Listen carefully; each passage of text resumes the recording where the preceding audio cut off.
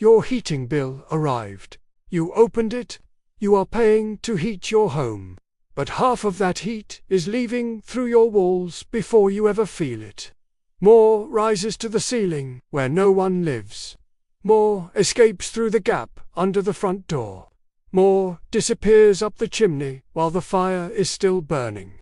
You are not cold because you lack heat. You are cold because the heat you are already paying for is escaping before it reaches you.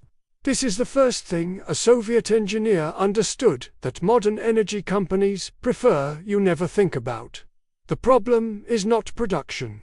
The problem is retention. Behind the Iron Curtain, fuel was scarce. The allocation was fixed. You could not buy more warmth when the cold arrived. The engineering problem became, how do you extract every possible joule from the fuel you are already burning instead of sending it into the atmosphere as waste? The answer was not more fuel. It was better capture. Capture the heat that cooking produces and direct it into the room instead of up the vent.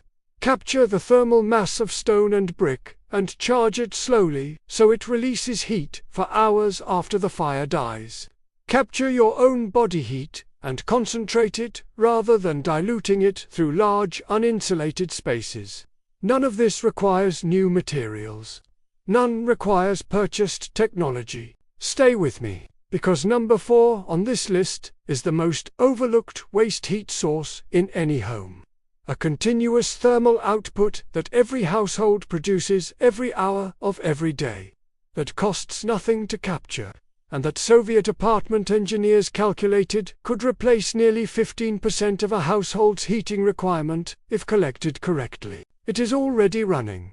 You just have not captured it yet. Let's begin. Number 1. Cooking heat recovery. Every time you cook, you produce heat. Not just the heat that warms the food, the heat that escapes from the pan to the surrounding air, the heat that radiates from the oven door, the steam that carries thermal energy from boiling water into the room air and then out through whatever ventilation exists. The residual heat of the burner after the flame is extinguished. In a modern kitchen with a functioning central heating system, this heat is irrelevant. It is a minor contribution to a space that the thermostat controls anyway. The oven produces some warmth, the extractor fan removes some of it, and the net effect on the room temperature is negligible. In a Soviet apartment during a period of restricted fuel allocation, this heat was not irrelevant. It was infrastructure. Iron Curtain families cooked in the coldest room of the apartment. Not in the kitchen if the kitchen had adequate ventilation, in the living space where the thermal output of the stove contributed directly to the occupied environment. They did not use extractor fans during cold periods. The steam and heat produced by cooking were allowed to remain in the space, contributing their thermal content to the room air before being allowed to dissipate through normal air exchange. After cooking, the oven door was left open. The residual heat in the oven cavity, significant in a heavy cast iron or masonry oven, was allowed to radiate into the kitchen rather than being sealed inside the appliance to cool against its own walls. The cooking water, the water used to boil vegetables, pasta, grains, was not immediately discarded. It was allowed to cool in an open container in the room, radiating its thermal content into the surrounding air as it dropped from boiling to room temperature. A large pot of boiling water contains considerable thermal energy. Releasing that energy slowly into the room rather than pouring it down the drain and running cold water in its place is a measurable contribution to room temperature. Soviet thermal engineers calculated that the combined cooking heat contribution during a standard day of cooking was equivalent to approximately 30 minutes of standard radiator output. Captured rather than vented, it reduced fuel consumption accordingly. Modern people vent this heat immediately and then turn up the thermostat to compensate. Number 2. Body heat concentration. A human body at rest produces approximately 80 watts of heat continuously. A person performing light activity produces 100 to 120 watts. These numbers do not sound impressive until you consider the space they are heating. A person sitting in a room is a small, constant heat source. Alone in a large room, their output is overwhelmed by the heat loss through walls, windows, and air exchange. The room remains cold despite the person's continuous thermal contribution. Concentrate the same person and everyone else in the household into the smallest available interior room, and the arithmetic changes entirely.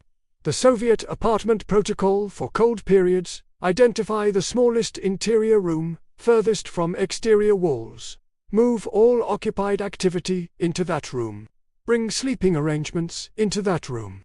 Close off unoccupied rooms completely. Every person in the concentrated space contributes their 80 to 100 watts to a volume perhaps 1/6 of the total apartment volume.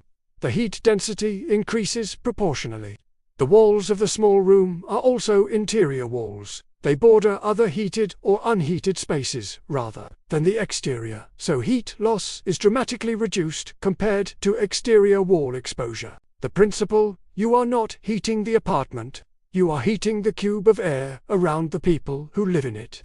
Make that cube smaller and the job becomes easier. Soviet families who practiced this occupied a single warm room while the rest of the apartment remained cold. They moved between rooms quickly when necessary. They wore warm clothing inside. They slept together in the heated space. Modern people heat every room of their homes to comfort temperature simultaneously, whether anyone occupies those rooms or not, and then pay for the privilege of heating walls and air that serve no function. Number 3. Thermal mass charging. Stone, brick, concrete, and water do not heat quickly. They also do not cool quickly. This property, thermal mass, is the basis of every efficient heating system that predates central heating. A thick stone wall, warmed slowly by a fire, will continue radiating that stored heat for 6, 8, 12 hours after the fire dies. The wall is not just a structure, it is a battery. Behind the Iron Curtain, families without access to continuous fuel supplies used thermal mass charging as the primary heating strategy. A single, intense burn, using the full fuel allocation for a period, heated not just the air but the walls, the floor, the heavy furniture, the water containers placed near the heat source. The air cooled within an hour of the fire dying.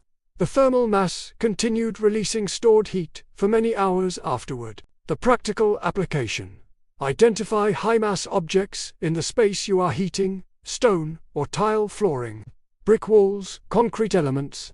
These objects can be charged during any heat-producing period, cooking, a fire, sunlight through windows, and continue releasing that heat slowly after the source is removed. Water containers: any large vessel filled with water and positioned near a heat source, store thermal energy in proportion to their volume.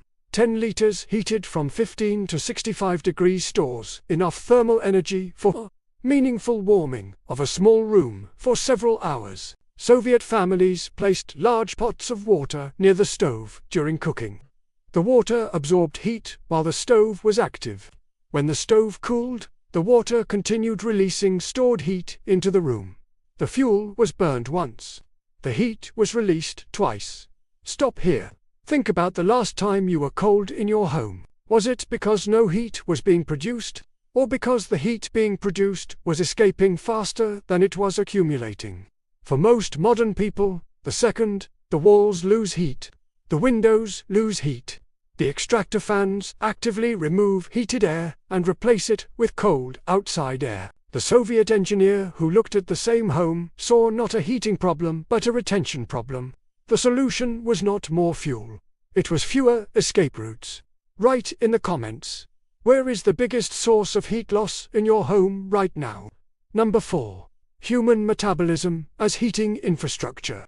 This is the one I promised. The human body is a furnace, a continuous, self-fueling, always-on furnace that produces thermal output whether you intend it to or not. Soviet thermal engineers who analyzed apartment heating in dense urban housing blocks made a calculation that most modern people have never considered. A standard Soviet apartment block contained 60 to 80 households, 3 to 4 people each producing approximately 80 watts of continuous thermal output. 300 people producing 80 watts each. 24 kilowatts of continuous heat production. Not theoretical heat. Actual heat released into the building's air and absorbed by its thermal mass every hour of every day. Iron Curtain apartment buildings retained this metabolic heat far more effectively than modern low-mass constructions. The thick concrete walls stored it. The high occupation density produced it continuously. Soviet apartment blocks maintained habitable temperatures during fuel shortages that would have made equivalent modern buildings uninhabitable. The practical application: in any home, the people in it are producing heat. That heat is an asset. Treat it as one. Concentrate the occupants, reduce the volume they are heating. Reduce the rate at which their metabolic heat escapes through the building envelope. Use thermal mass to store it. The same principle that Soviet engineers applied to apartment blocks applies to a single room, a single household, a single cold night. You are already producing the heat. The only question is how much of it you are keeping. Here's what all of this means. Modern people pay for heat, then pay again to remove it through extractor fans, through oversized spaces, through building envelopes that leak it into the atmosphere as fast as it is produced. The Soviet engineer who analyzed apartment heating did not see a fuel problem. They saw a waste problem. The cooking heat vented through the extractor. The body heat diluted through unoccupied rooms. The thermal mass discharged into walls that led directly outside. The sun's energy absorbed by light-colored surfaces and re-radiated immediately rather than stored. Every one of these losses is reversible without purchasing anything. Stop venting the cooking heat. Concentrate the people. Charge the thermal mass. Use the sun. The heat you are paying for is already there. You are just letting it leave. The Soviet grandmother who kept her apartment warmer than her fuel allocation should have allowed was not performing a miracle. She was stopping the waste that modern people don't even notice. Stop the waste. Keep the heat.